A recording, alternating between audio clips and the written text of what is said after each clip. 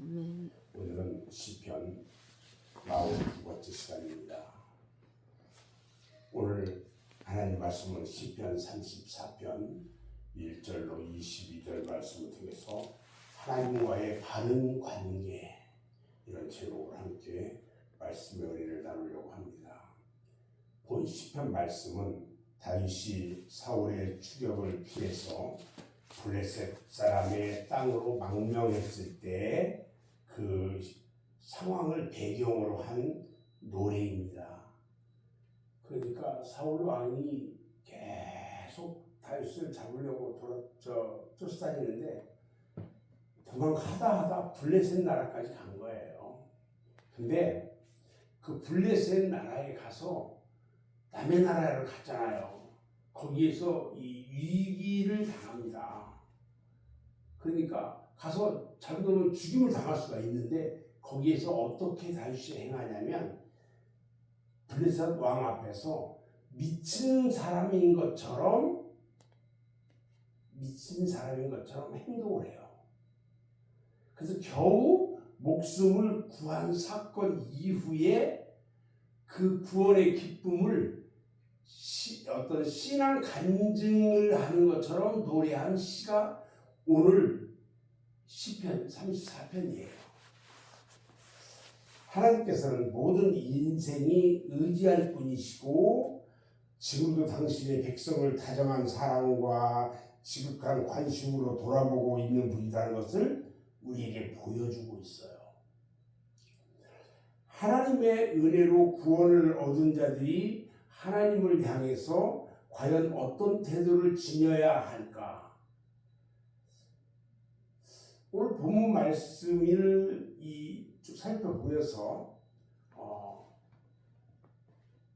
우리는 어떤 자세를 가져야 할 건지 한번 돌아보는 시간이 되었으면 좋겠어요. 오늘 이 본문의 1절과 3절에 있는 말씀을 보면 구원이 항상 주께 있다는 것을 찬송드려야 한다, 이렇게 말해요. 다윗이 스스로 헤쳐나올 수가 없었던 극한 위기 속에서 무사히 구출함을 얻은 사실이 너무나도 놀랍고 고마웠다는 거예요. 그래서 다윗이 구원을 베푸신 하나님을 찬양합니다. 그는 겸손한 심령으로 하나님이 베푸신 은혜와 그 능력을 만민 앞에서 자랑하겠노라고 고백하고 있어요. 에베소서 5장 20절 말씀을 보면 범사에 우리 주 예수 그리스도의 이름으로 항상 아버지 하나님께 감사하며 이렇게 말하고 있는데, 또 데살로니가전서 5장 18절에도 이렇게 해요. 범사에 항상 감사하라 그랬잖아요. 오늘 다윗이 오늘 2절에서 겸손하게 하나님이 베푸신 은혜의 능력을 모든 사람 앞에서 자랑하고 감사하겠다고 고백하잖아요. 우리는 구원의 놀라운 은총을 받은 사람들이거든요. 그래서 늘 하나님의 위대한 은총을 찬송해야 합니다. 구원받았다는 것은요, 나의 모든 삶을 책임져 주시고 인도해 주신다는 보장이 있어요. 그래서 성도들은 구원의 축복을 누리고 그렇게 살게 되어 있는 거예요. 모든 염려를 주께 다 맡겨버리고 믿음으로 오직 주를 찬양하고 기쁨으로 하루하루를 살아가야 한다는 겁니다. 두 번째로요, 기도 응답에 대한 확신을 가져야 돼요. 오늘 4절로부터 7절까지 보면은 우리 주님이 우리에게 주시는 기도에 대한 확신, 기도를 하면서 확신을 갖지 않으면 안 된다는 거죠. 오늘 4절 말씀을 보면 내가 여호와께 간구하매 내게 응답하시고 내 모든 두려움에서 나를 건지셨다, 이렇게 말씀하고 계시잖아요. 택한 백성의 기도는요, 하나님께서 들으셔요. 아멘. 너무 너무 중요해요. 이거요. 다윗은 하나님께서는 당신의 택한 백성의 기도를 반드시 듣고 구원해 주신다는 사실을 많은 사람들에게 지금 이야기하고 있단 말이죠. 그래서 성도가 어떤 어려움을 당했다고 할지라도 하나님 앞으로 나가기만 하면 하나님께서는 우리에게 어려움을 없애주시고 마음의 안정과 담대함을 주신다는 사실을 믿어야 하는 거예요. 우리가 아무리 물질적으로 궁핍하고 곤고하고 인생고에 시달린다고 할지라도 하나님께 부르짖고 그분을 찾을 때에 하나님께서는 말로 다할 수 없는 은혜와 사랑으로 채워주신다는 겁니다. 우리는 당연히 기도할 자격이 있고 기도해서 응답받을 수 있는 특권을 가진 하나님 자녀의 권세를 받은 자들이에요. 그래서 그 권세를 잘 활용해야 됩니다. 그 다음에 8절에서 9절에도 9절까지 8절 9절 말씀을 보면 하나님을 경외하는 믿음을 가진 자에게 부족함이 없음을 믿어야 한다고 말하고 있어요. 다윗의 생애는요 영광과 승리의 생애였어요. 그런가 하면 동시에 고난의 생애이기도 합니다. 그러나 다윗은 하나님을 경외하며 그 말씀 앞에서 겸손히 무릎을 꿇는 믿음의 사람이었다는 거예요.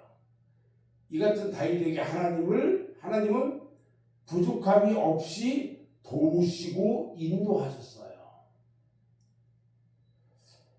또 10절 말씀을 보면 여호와를 찾는 자에게는 좋은 것으로 주시는 하나님이심을 믿어야 한다 이렇게 말해요. 젊은 사자라고 할지라도 굶주릴 수는 있대요.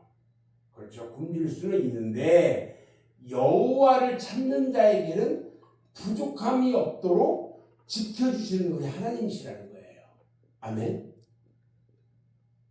또 11절부터 22절 끝절까지 보면은 축복을 누리는 비결이 있는데 그 비결은 뭐냐? 주님과 바른 관계에 있다는 것을 믿어야 한다는 거죠. 내가 주님과 바른 관계에 있다는 것을 믿어야 축복을 누릴 수 있다. 이것을 말씀하셔요. 주님과 바른 관계. 우리가 복된 신앙의 삶을 살기 위해서는 어떻게 해야 되냐? 11절에서 17절에 보면 여호와를 경유해야 한다라고 얘기하고 있어요. 우리가 복된 신앙의 삶은 뭐냐? 여호와를 경유하는 삶이에요. 항상 여호와 하나님을 내 마음 가운데 항상 가지고 항상 읊조리고 찬양하고 주님을 경배해야 돼요. 그리고 두 번째는 18절에 보니까 마음이 상하고 중심에 통회해야 한다 그랬어요.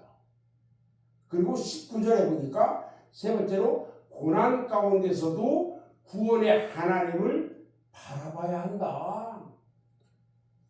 우리는 어려움이 있다든지 할 때는 주님을 잃어버리고 세상적인 방법으로 하려고 할 때가 많아요. 그러나 우리는 모든 것은 하나님의 그 뜻 안에서 구원의 하나님 안에서 기도하고 주님을 바라보고 오직 믿음으로 사는 그런 삶을 살아야 한다는 거예요. 이런 삶이 복된 신앙의 삶이다. 이제 말씀을 마무리하는데요.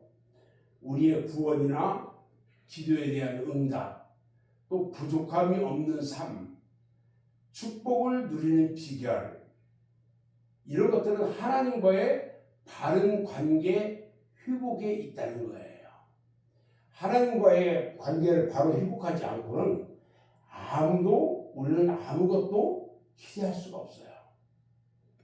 반면에 하나님과의 바른 관계를 회복한 사람은요, 어떤 상황에서도 염려하지 않는다는 거예요. 오히려 기뻐하고 감사한다는 거예요. 왜 그러느냐? 하나님의 함께 하심을 믿고 있기 때문에 그렇다는 거죠. 하나님께로부터 주시는 그 축복을 항상 바라보고 있기 때문에 그렇다는 거죠. 너무 감사하죠. 오늘 하루를 우리가 지내면서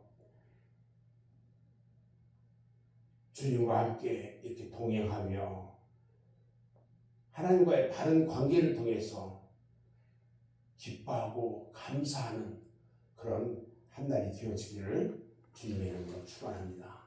기도하겠습니다.